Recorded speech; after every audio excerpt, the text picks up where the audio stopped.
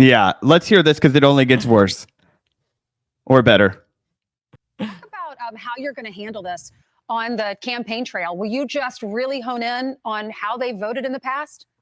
Well, I am. I'm going to be doing that. What he wants. If you look at his record with no walls, no security, let everybody in, he's worse than they are. You know, nobody knew how radical left she was, but he's a smarter version of her. If you want to know the truth, he's probably about the same as Bernie Sanders. He's probably more so than Bernie Sanders. She is more so than Bernie Sanders. That's got to be your guide, Bernie Sanders, and that's not a great guide. But So that's his line of attack. That's what he's going with. The whole rest of this interview is like them kissing his ass and talking about, we knew how much better the economy was when you were president, sir. And he's like, the economy is going to be fantastic when we are back, and we're gonna get the economy back on course. Gas prices are going to go down, folks. Remember when gas prices? That's his line of attack, but it's also just anti-Bernie hysteria. And honestly, it might as well be a campaign video for Kamala Walz. Yeah, comparing her to the most popular politician, or comparing him to the most popular politician, is not smart. And Trump knows this. Like, there was a leaked video after he was president where he was talking to people and he was like, actually, you know, I was really afraid to run against Bernie Sanders. He was the one that would have been more difficult. And now you're like, oh no, this guy is basically better than Bernie Sanders. Come on. Like, this is not something that you are going to, that's going to help your campaign. It's just crazy.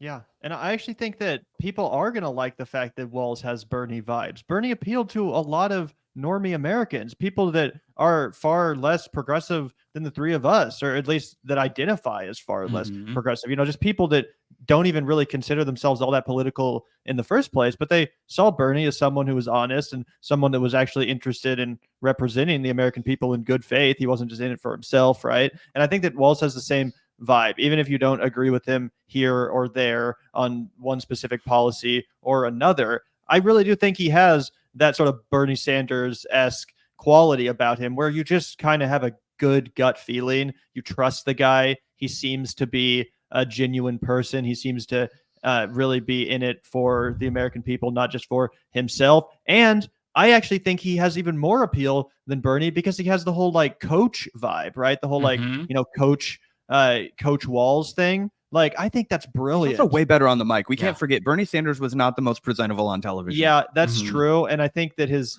political instincts being a little bit better than Bernie is straight up proven by the fact that he came up with the whole "they're weird" line. And Bernie was actually not completely on board with that. Someone asked him about it, some reporter, and he was like, I'm not a big fan of it. I think we should focus on policy. And I'm like, are you kidding me, Bernie? Like, clearly, if you have a winner, you have a winner. And that framing that Tim Walz broke out was a winner. You know, it stuck immediately. So of course you run with it, even if it's not the most substantive talking point ever. It really resonates with people, and they're like, yeah, that is true. These people are weird. So might as well run with it. I think Bernie never had those instincts, and he couldn't ever truly craft a compelling argument against, like, Joe Biden, for example, who obviously he failed to defeat at the last minute in the Democratic primary. I think Walz is just a little bit more savvy and has almost as progressive of politics. Yeah, I'm glad you said that, because that's why, you know, part of the reason why now in retrospect, I worry about how effective Bernie Sanders would have been as president is because I don't think he has the greatest political instincts. We were just talking about that. Yeah, I don't, and I love Bernie Sanders, but I think that he's so good on policy, but on politics, he thought Joe Biden should stay in the race. He completely shit the bed and missed a humongous political opportunity where he could have been the Tim Walz. He could have had leverage. He could have been an advisor. He could have been a cabinet person. He could have been making inroads with Kamala Harris. Instead, him and AOC, who has turned on a dime because she's a careerist and she's not as interested in supporting the American people as one time all three of us probably hoped, right? Bernie Sanders, he is interested in serving the American. He just doesn't have political instincts at all. He's in fact such a good man that he just kind of he stays the course. He doesn't understand how to be a disruptor unless it was just lightning in a bottle like his 2016 run for president. So yeah. Speaking of, I want to put up this tweet, or rather this truth from Donald Trump. Unhinged, guys. This is getting worse and worse by the day. Here he is. Saying, what are the chances that crooked Joe Biden, the worst president in the history of the U.S., whose presidency was unconstitutionally stolen from him by Kamala, Kamala, unclear if that's a typo. I think that's his new name for her. If that's the case, then that's embarrassing. But anyway, stolen from him by Kamala Barack Hussein Obama. So we're right back to 2009, guys. All caps Hussein Obama.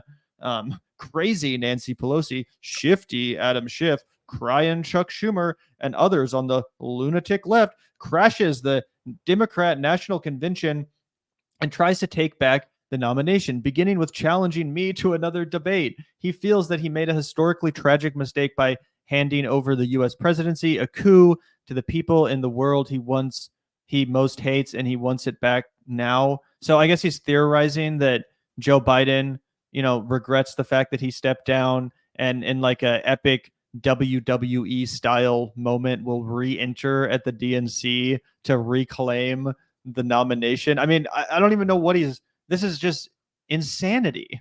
Yeah, I think Mike called it pro wrestling fan fiction. It's just hilarious. He's completely left Earth. He's no longer making sense to even, I would imagine, a lot of people who consider themselves Trumpers.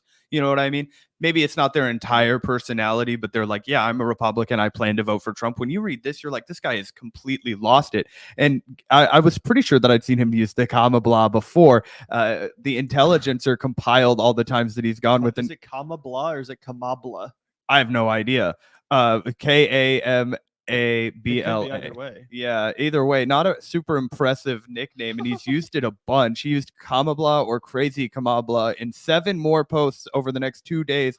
At one point, Trump explained why he's calling Harris crazy, because she is indeed crazy, but we all know he's just going for like this like weird crazy black woman archetype, and it's going to fall apart, and it's going to show how out of touch he is with the electoral base of even the Republicans, but certainly swing voters. I mean, it's just all downhill from Donald Trump. He has nothing. Yeah, one of the best metrics for Trump's like downfall as far as his riz and his comedic sensibilities is his nicknames. In 2016, his nicknames were awesome. Little Marco was great. Lion Ted, Crooked Hillary. Those were the classics. Ever since then, it's been a downward slide as far as the nicknaming department goes. They just keep getting more lazy and less clever. I guess Ron DeSanctimonious was kind of clever, but even that one was a little bit weak. It was no Little Marco. It was no little. There was just something about that first round of them that was so novel, but also they genuinely were clever, and they really did catch on. Like people literally did just start calling Marco Rubio Little Marco and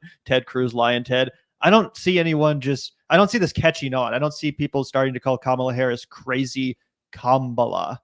Like it's stupid. And yeah. No one, that you feel embarrassed saying that out loud. Like an infant.